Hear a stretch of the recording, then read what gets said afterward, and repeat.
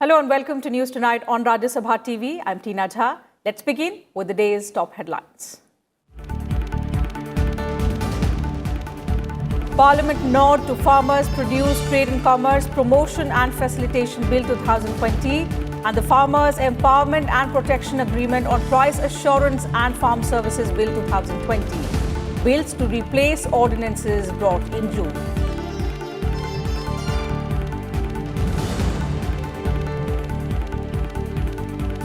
Union Agriculture Minister Narendra Singh Tomar says bills are aimed at liberating farmers from several restrictions, asserts that government procurement based on minimum support price will continue. Farmers will get freedom to sell crops at the desired place and price.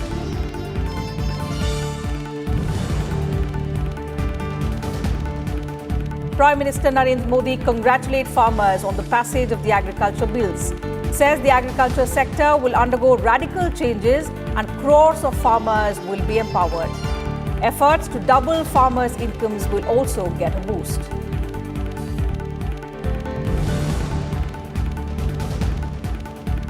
Six union ministers, including Defence Minister Rajnath Singh, defend the agriculture bills, call them historic, say opposition's efforts to mislead farmers against a healthy democracy.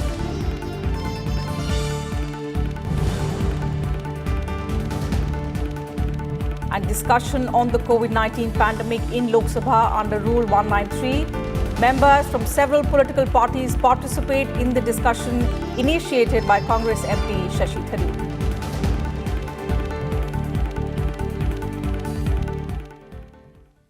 The Rajya Sabha on Sunday passed the Farmers Produce Trade and Commerce Promotion and Facilitation Bill 2020 and the Farmers Empowerment and Protection Agreement of Price Assurance and Farm Services Bill 2020. Moving the bill, Union Agriculture Minister Narendra Singh Tomar said that minimum price or MSP-based procurement of agriculture crops from farmers will continue. He termed the bills historic and said that they will bring a revolutionary change in the lives of farmers. He also said that the bills seek to remove restrictions on marketing farm products and allow cultivators to engage with private companies in order to sell their crops. Both bills have already been passed by the Lok Sabha. लेकिन खेती के क्षेत्र में जब हम विचार करते हैं तो एकांगी विचार होगा तो कभी भी न तो किसान का भला होगा और न खेती मुनाफे में आएगी।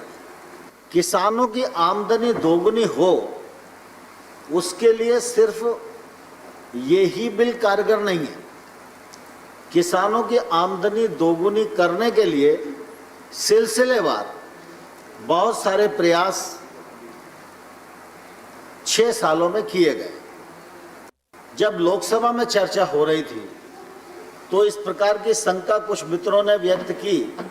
उस समय भी मैंने कहा था और माननीय प्रधानमंत्री जी ने भी देश को आश्वस्त किया है कि न्यूनतम समर्थन मूल्य का इस विधेयक से कोई भी लेना देना नहीं है।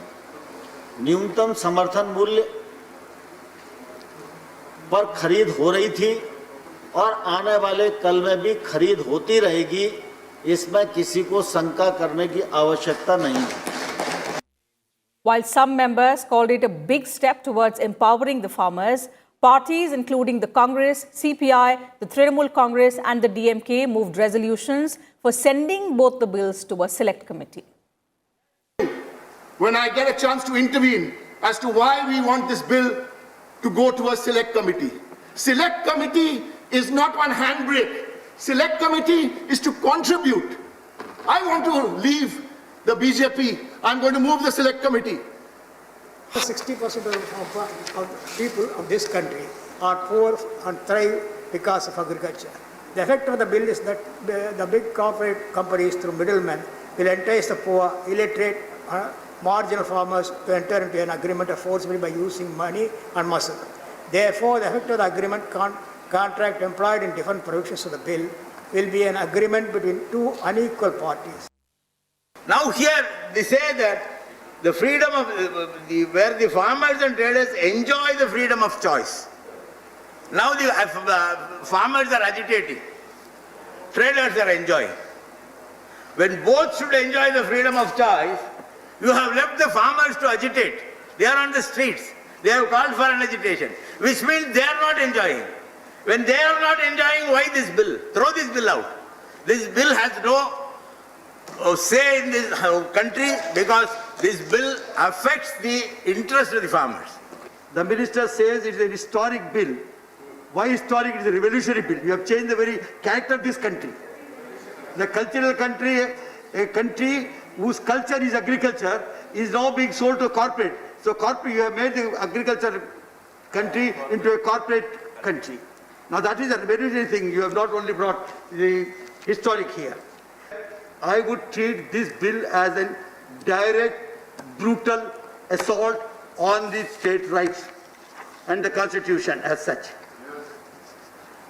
And it not only is assault, it violates the very spirit of our constitution and federalism. Through this bill, the government is simply slow poisoning the mandi system, and that will ultimately lead to the killing of the mandi system of our country, which is being formed through various state acts, and it is an encroachment on the powers of the state, sir. So is the bill only for the big traders, for commerce and trade oriented bill? Is it moving towards dilution of the minimum support price? There is a huge miscommunication in the field, particularly in the farmers in procurement areas.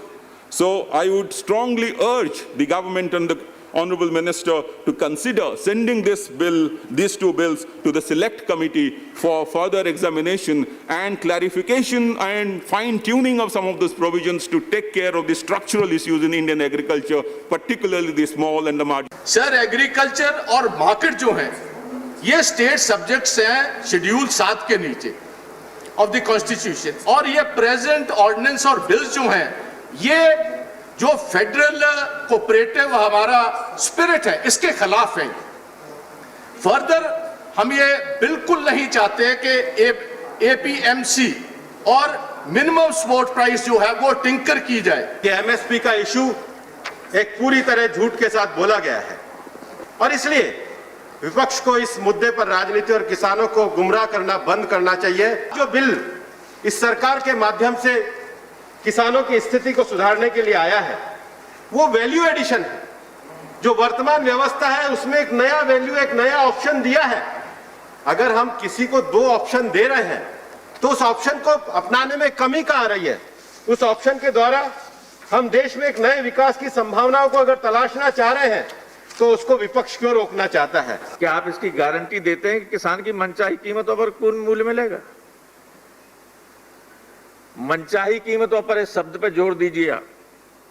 आपने कहा था शुरू में introduce करते समय इन बिलों को, ये नहीं हो सकता है। After the passage of the agricultural reforms bills in Parliament, 6 union ministers addressed a press conference this evening. Led by Rajnath Singh, the ministers at the press conference included Prahlad Joshi, Prakash Javadekar, Piyush Goyal, Thawarchand Gehlot and Mukhtar Abbas Naqvi. Hailing the passage of the farm bills as historic, Rajnath Singh asserted that the provisions in the new legislations will benefit farmers immensely. यह दोनों विधेयक मैं कह सकता हूं किसान और कृषि जगत दोनों के लिए ये ऐतिहासिक हैं। इसे लागू करने से स्वाभाविक रूप से किसानों की आमदनी बढ़ेगी। हकीकत यह है कि यह दोनों बिल प्रभावी होने के बाद हमारा किसान अपना माल भारत में जहां भी बेचना चाहता है पूरी आजादी के साथ बेच सकता है, जहां पर भी उसको अच्छी कीमत मिले। न तो एपीएमसी समाप्त हो रही है और न तो एमएसपी समाप्त हो रही है। इसके पहले भी हमारी सरकार ने बराबर एमएसपी बढ़ाया है और जो यह वादा किया था कि हम किसानों की आमदनी को जस्ट डबल करेंगे, तो उस लक्ष्य को काफी हद तक हमने हासिल करने में भी कामयाबी हासिल की है। Rajnath Singh made it clear that the minimum support price and APMC will continue. He accused the opposition parties of spreading lies and misinformation among the farmers. मैं दो टूक शब्दों में तहे दिल मैं देश के किसान भाइयों को संदेश देना चाहता हूं, किसी भी सूरत में एमएसपी खत्म नहीं होगी। इतना ही नहीं, एपीएमसी जो है उसकी व्यवस्था भी किसी भी सूरत में खत्म नहीं होगी। यह मैं पूरी तरह से देश के किसानों को आश्वस्त करना चाहता हूं, अपने किसान भाइयों को। मैं भी किसान हूं। The union ministers also condemned in strongest words the behavior of the opposition parties in Rajya Sabha today, saying such conduct is not expected in a healthy democracy. Rajya Sabha में जब कृषि से संबंधित दो विधेयकों पर चर्चा चल रही थी, उस समय राज्यसभा के अंदर जो कुछ भी हुआ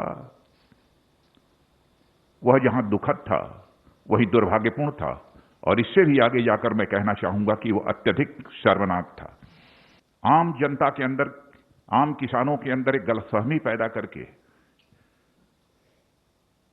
केवल निहित राजनीतिक स्वार्थ को साधने की जो कोशिश की जा रही है, मैं समझता हूं कि स्वस्थ लोकतांत्रिक परंपराओं के यह अनुकूल नहीं है। हंगामा ही नहीं कर रहे थे, सारे माइक्स तोड़ डाले थे और माइक्स तोड़ करके हाथ में लेकर के, और एक तरह से वायलेंट अप्रोच था उनका। उस समय अगर वो वायलेंट थे तो उसमें अगर वो किसी भी तरह के पार्लियामेंट्री डेकोरम की बात कर रहे हैं तो निश्चित तौर से बिल्कुल गलत है। And Prime Minister Narendra Modi has also assured farmers that the bills will benefit them in more ways than one. In fact, in a series of Twitter messages after Rajya Sabha passed the bills today, the Prime Minister said these proposed laws will liberate farmers from numerous adversities, as he noted that peasants were for decades bound by various constraints and also bullied by middlemen. He once again assured farmers that the existing government support system for them will continue. He also said that these bills will add impetus to the efforts to double the income of farmers and ensure greater prosperity for them. The two bills, Farmers Produce, Trade and Commerce Promotion and Facilitation Bill 2020 and the Farmers Empowerment and Protection Agreement of Price Assurance and Farm Services Bill 2020, are aimed at transforming the agriculture sector in the country and raising farmers' incomes. Now, the government says full protection has been ensured to farmers in both these legislations. In this report, let's take a look at how both these legislations are going to benefit the farmers. The Agricultural Reforms Bill passed by Parliament on Sunday will ensure a complete transformation of the agricultural sector, empowering farmers and liberating them from several restrictions. The Farmers Produce, Trade and Commerce Promotion and Facilitation Bill 2020 will create an ecosystem where farmers and traders will enjoy freedom of choice of sale and purchase of agri-produce.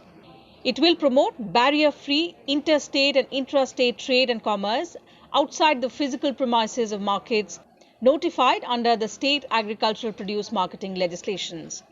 The farmers will not be charged any cess or levy for sale of their produce and will also not have to bear transport costs. The bill also proposes an electronic trading in transaction platform for ensuring a seamless trade electronically. In addition to mandis, there will be freedom to do trading at farm gate, cold storage, warehouse, processing units, etc. Farmers will be able to engage in direct marketing, thereby eliminating intermediaries, resulting in full realization of price. The Farmers Empowerment and Protection Agreement of Price Assurance and Farm Services Bill 2020 will empower farmers for engaging with processors, wholesalers, aggregators, wholesalers, large retailers, exporters, etc. on a level playing field. There would be price assurance to farmers even before sowing of crops. In case of higher market price, farmers will be entitled to this price over and above the minimum price. It will transfer the risk of market unpredictability from the farmer to the sponsor. Due to prior price determination, farmers will be shielded from the rise and fall of market prices. Besides, it will also enable the farmer to access modern technology, better seed and other inputs. It will reduce cost of marketing and improve income of farmers. An effective dispute resolution mechanism will also be provided with clear timelines for redressal. Amid doubts and misinformation over the farm bills, the government has clarified that procurement at minimum support price will continue and farmers can sell their produce at MSP rates. Mandis will also not stop functioning and trading will continue as before. Farmers will now have the option to sell their produce at other places in addition to the mandis. The farmer will have full power in the contract to fix a sale price of his choice for the produce, and they will receive payment within a maximum of 3 days. Bureau Report, Rajya Sabha TV. In some other news from Rajya Sabha, former Prime Minister H.D. Deve took oath as a member of the upper house today. Gowda represents Karnataka in Rajya Sabha. He was elected unopposed to the seat on 13th of June. Gowda was the 11th Prime Minister of the country, leading the United Front government after the 1996 general elections. He had also served as Karnataka Chief Minister from 1994 to 1996. Haradanahalli Doddegowda Deve Gowda ಎಂಬ ಹೆಸರಿನವನಾದ ನಾನು ರಾಜ್ಯಸಭೆಯ ಸದಸ್ಯನಾಗಿ ಚುನಾಯಿತನಾದವನಾಗಿ ಕಾನೂನು ಮೂಲಕ ಸ್ಥಾಪಿತವಾದ ಭಾರತದ ಸಂವಿಧಾನಕ್ಕೆ ಸತ್ಯ ಶ್ರದ್ಧೆಯನ್ನು ಮತ್ತು ನಿಷ್ಠೆಯನ್ನು ಹೊಂದಿರುತ್ತೇನೆಂದು ಭಾರತದ ಸಾರ್ವಭೌಮತ್ವವನ್ನು ಮತ್ತು ಅಖಂಡತೆಯನ್ನು ಎತ್ತಿ ಹಿಡಿಯುತ್ತೇನೆಂದು ಮತ್ತು ನಾನು ಈಗ ಕೈಗೊಳ್ಳಲಿರುವ ಕರ್ತವ್ಯವನ್ನು ಶ್ರದ್ಧಾಪೂರ್ವಕವಾಗಿ ನಿರ್ವಹಿಸುತ್ತೇನೆಂದು ದೇವರ ಹೆಸರಿನಲ್ಲಿ ಪ್ರಮಾಣ ಮಾಡುತ್ತೇನೆ. Good addition to our house. Former Prime Minister, one of the senior most politicians of the country, has come to our house. The Foreign Contribution Regulation Amendment Bill 2020 was introduced in Lok Sabha on Sunday. The proposed amendments seek to bar public servants from receiving foreign funding. The amendments also seek to make Aadhaar mandatory for all office bearers of NGOs and other organizations that are seeking foreign contributions. Introducing the bill, Minister of State for Home Affairs Nityanand Rai said it has been brought in the wake of the Supreme Court order on Aadhaar. हम उसकी जांच करते हैं, तत्पश्चात जरूरत पड़ने पर अगर कानून के हिसाब से नहीं है तो हम कार्रवाई करते हैं. इसमें उनके अधिकार का हनन कहाँ हो रहा है? सुप्रीम कोर्ट के फैसले के अनुरूप ही कि अगर जरूरत पड़े तो पहचान के लिए अगर उपयोग में हम आधार को ला रहे हैं ताकि जो उनके डायरेक्टर्स हैं उनके विषय में हमारे पास पहचान रहे. Opposing the bill, Congress leader Manish Tiwari said FCRA provisions need to be relaxed rather than made more stringent. Section 2, Section 11 gives unbridled powers of harassment and persecution to the government by giving it the authority to conduct a summary inquiry to interdict foreign contributions. So I fully oppose the introduction of this bill, which will hamper the freedom, especially of minority groups. And Lok Sabha on Sunday took up a discussion on the COVID-19 pandemic in the country. Initiating the discussion, Congress MP Shashi Tharoor said the spread of the virus has affected the country's economy and the government should have taken measures to keep the economy afloat. BJP leader Kirit Solanki highlighted the various steps taken by the centre to check the spread of coronavirus. Members cutting across party lines took part in the discussion. Let's listen. Despite which our frontline healthcare heroes who worked heroically, even at the cost of their own lives, though the government sadly says it doesn't have any data about this. And through you, Mr. Speaker, I'd like to express the thanks of this House to all the healthcare workers for their services to this nation. हमारा मृत्यु दर और दूसरे देशों का मृत्यु दर देखिए. हमारे यहाँ जो रिकवरी रेट है उसकी तुलना करिए. हम दुनिया से बहुत आगे हैं. और ये सारा प्रयास जो केंद्र सरकार ने समय पर लिया और लॉकडाउन करके जो प्रयास किया, उसका ये परिणाम है कि आज हमारा देश इससे बहुत हद तक सुरक्षित है. All we need to do is to work collectively to win this battle against corona and keep taking all precautions in terms of using masks and sanitizers and maintaining social distancing, building our immunity and upgrading our health infrastructure. In some other news, Prime Minister Narendra Modi will lay the foundation stone of 9 highway projects worth over 14,000 crore rupees in Bihar via video conferencing on Monday. These 9 highway projects involve a road length of about 350 kilometers and will be completed at a cost of 14,258 crore rupees. The PMO in a statement said that the proposed highways will pave the way for Bihar's development as they will enhance connectivity, convenience and economic growth in and around it. It added that movement of people and goods will also improve substantially, especially with the neighbouring states of Uttar Pradesh and Jharkhand. The Prime Minister will also inaugurate optical fibre internet services in the state. Under these, all 45,945 villages of Bihar will be connected through optical fibre internet service. Prime Minister Modi had declared a special package for significant infrastructure development of Bihar in the year 2015. The package included 75 projects, of which 13 have been completed, and work is underway on 38 and others are in the process to be launched. Bureau Report, Rajya Sabha TV. The Ministry of Women and Child Development on Sunday signed a memorandum of understanding with the Ministry of AYUSH for a joint effort to eradicate malnutrition in the country. Speaking at the event, Minister of State for AYUSH, Shripad Nayak, said that integration of the AYUSH Ministry and the Ministry of Women and Child Development would go a long way in eliminating malnutrition, which, he said, was one of the main reasons for infant mortality below the age of 5 years. Women and Child Development Minister Smriti Irani said scientific research will be carried out alongside the use of Ayurvedic herbs and medicines.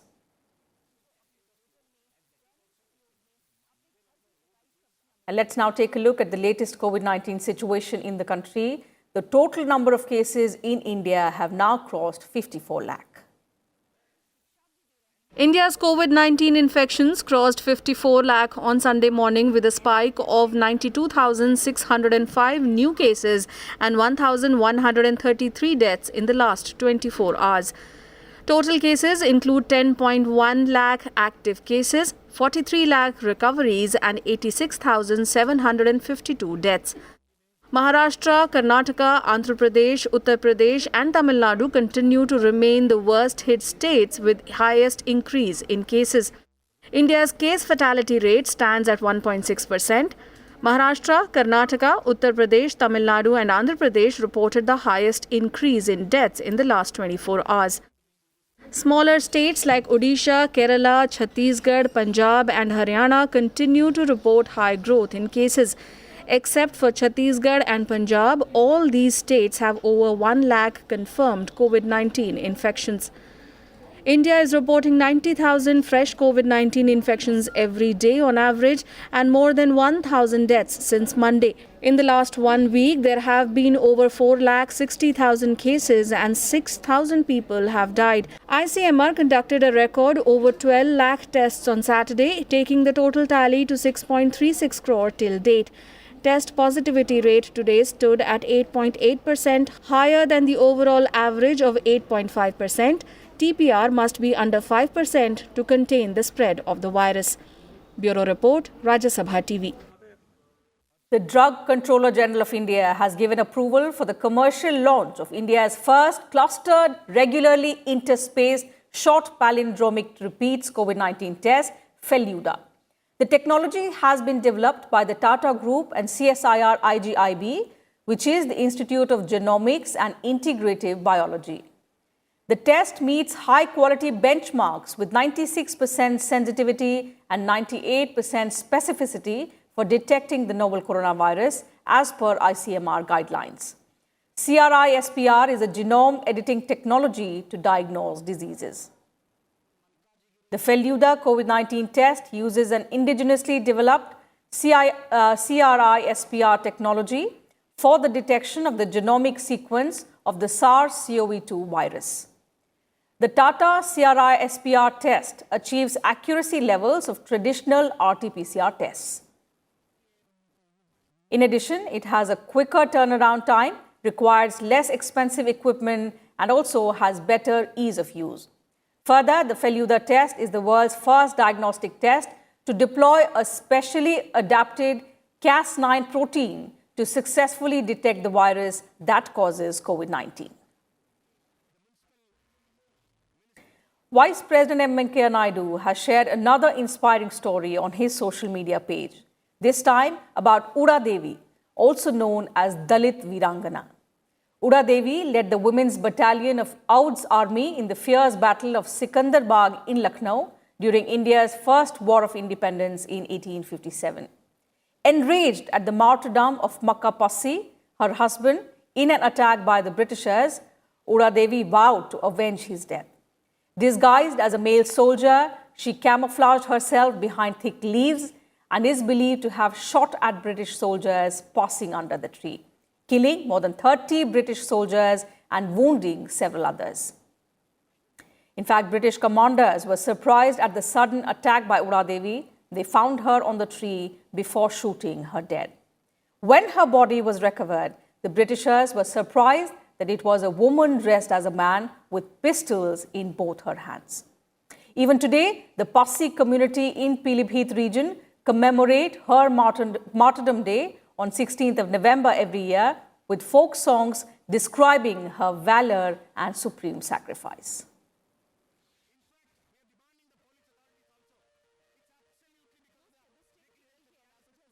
In some weather news now, the India Meteorological Department has issued a red alert for 3 districts of Kerala, Idukki, Kannur and Kasaragod.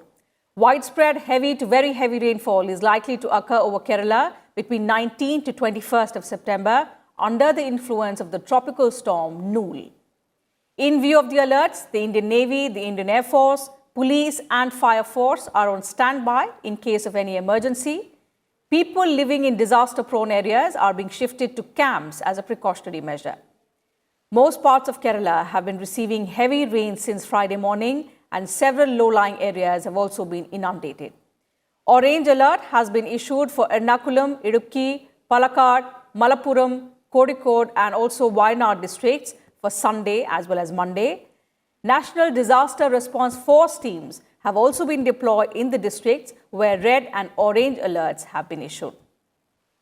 Besides, several other districts, including Thiruvananthapuram, have also received ample rainfall and have been placed under yellow alert. So that's it from us in this bulletin. Thank you very much for your time. Good night.